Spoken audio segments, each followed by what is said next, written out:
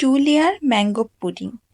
Pudding তো সাধারণত আমরা সবাই খেয়ে থাকি, কিন্তু যদি আপনারা এইভাবে পুডিং বানান তাহলে এটা আপনাদের মুখে লেগে থাকবে। আর ট্রাস্ট মি, এই রেসিপিটা একটা বাচ্চাকেও যদি দেন সেও প্রপারলি বানিয়ে ফেলতে পারবে। So let's start the recipe. এখানে আমি একটা পাকা আম নিয়ে নিব। পাকা আমটা আমি ভালোভাবে স্লাইস করে কেটে নিব, যেভাবে আমি ভিডিওতে দেখিয়েছি ঠিক সেভাবে। তারপরে আমি একটা পুডিং বাটি, মানে আমি এখানে একটা টিফিন কেরিয়ারে নিয়েছি, তারপর স্লাইস করা আমগুলো আমি দিয়ে দিব। তারপরে এখানে আমি দুধ নিয়েছি, দুধের মধ্যে পরিমাণ মতো চিনি দেবেন, যে যেরকম চিনি খেতে পছন্দ করে। তারপর যেটা মেইন ইনগ্রিডিয়েন্টস, আগার আগার দিয়ে দেবেন।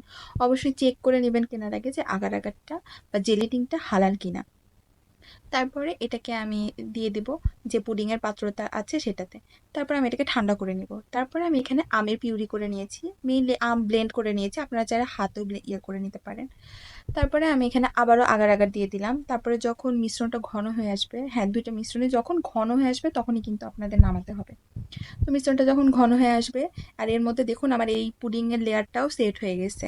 তো তারপরে আমি এই যে ম্যাঙ্গো লেয়ারটা সেটা দিয়ে দিব। তারপরে একটু ফ্রিজে রেখে দিব। এটা আমার প্রায় ২-৩ ঘন্টা পরে দেখুন আমার পুডিংটা খুব সুন্দরভাবে সেট হয়ে গেছে, একদম পড়ছে না, একদম ভালোভাবে সেট হয়ে গেছে। আর এই তো আমি এখন পুডিংটা সুন্দর করে সার্ভিং ডিশের মধ্যে ঢেলে নিব। তো যার জন্য আমি সাইড দিয়ে একটু চাকু দিয়ে কেটে নিচ্ছিলাম। তারপরে আমি এটাকে আমার সার্ভিং বোলের মধ্যে দিয়ে দিব। ব্যাস, এই তো পুডিংটা রেডি। পুডিং বানানো এমনিতেও অনেক ইজি, আর যদি এইভাবে পুডিং বানান খুব সহজেই আপনারা বানাই ফেলতে পারবেন।